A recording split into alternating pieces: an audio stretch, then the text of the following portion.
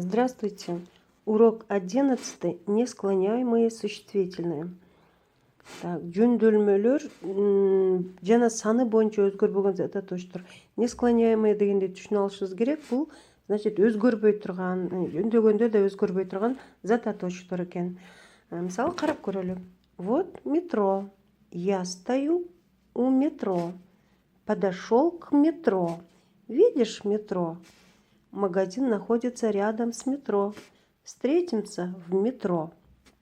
Бұл примерлерде, бұл мисалдарда метро деген сөз ар бир падежде колдонулуп өттү, бирок ал өзгөргөн жок. Мынакей бардык жерде эле метро, бирок ага предлог кошулуп айтылып атты. Мына алдында у чего? У метро.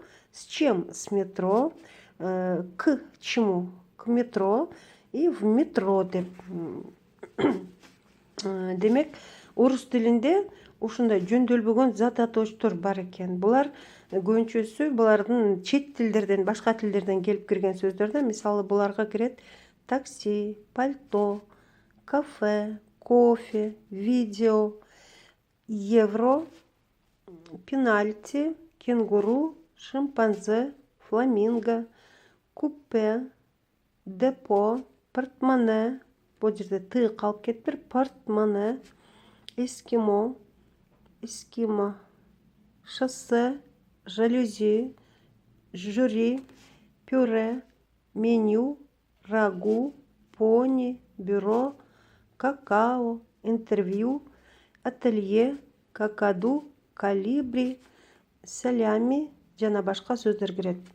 Бұл жерден кайсы сөздөр түшүнүксүз болсо, мисалы бұл портмоне деген жана капчык деп коебуз, жана бүктөлгөн кошелек.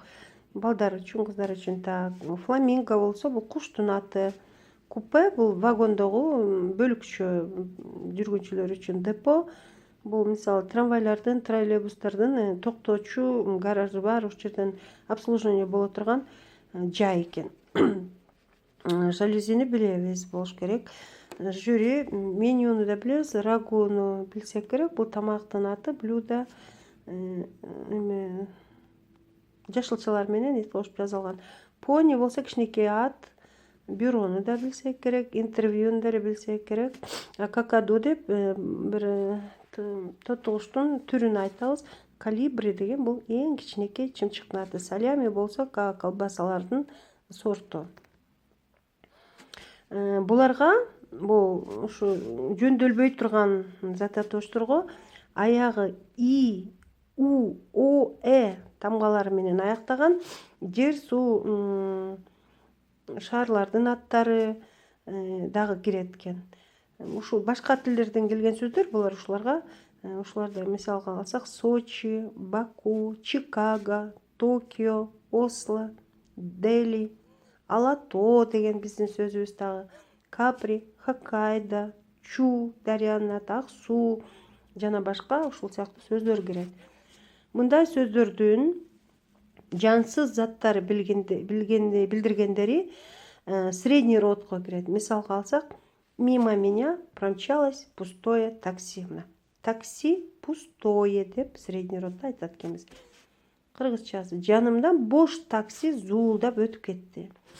Же болбосо, на нашей улице открылось современное кафе. Современное кафе деп жансыз заттарды билдиргендер средний роддо колдонулат экен. Биздин көчөдө заманбап кафе ачылды. Она была в модном красном пальто. Ал модалуу кызыл пальто кийип алган. Мына байкасаңыздар, бул жерде пальто, такси, кафе деген сөздөр өзгөргөн жок. Аларды аныктап турган сын атоочтор гана формасын өзгөртүп атат. Кайсыл падежде экенин көргөзүп, кайсыл роддо экенин да көрсөтүп атат. Ал эми сөздүн өзү жөнделбейт, ошондуктан несклоняемое существительное деп аталат экен. Ошонун ичинен мына могу средний родко кирген сөздөрдүн ичинен эсиңиздерге сактаңыздар. Булардын ичинен кофе, евро, пенальти деген 3 сөз мужской родко кирет. Мисалга алсак, кофе остыл, кофе сууп калды. Черный кофе, кара кофе, сүтү кошулбаган кофе, горячий кофе, ысык кофе деп айтсақ, ошондой эле евро подорожал. Евро кымбаттап кетти деп, жана евро деген акча бир деген жөнүндө айтсак. Пенальти решил исход матча. Пенальти дегенде бул жана футболдогу 16 метрлик удар да, немеге дарбазага тебилген 11 метрден тебилген ударды айтат пенальти деп. Бул дагы мужской родто экен. Был очень красивый пенальти. Жаныбарларды атаган сөздөр мужской родко кирет. Мисалга алсак, по полю бегал резвый кенгуру. Резвый кенгуру деп. Старый шимпанзе отличался размерами. Карган шимпанзе өзүнүн көлөмдөрү менен айырмаланып турган дейт. Колибри — самая маленькая птица на земном шаре.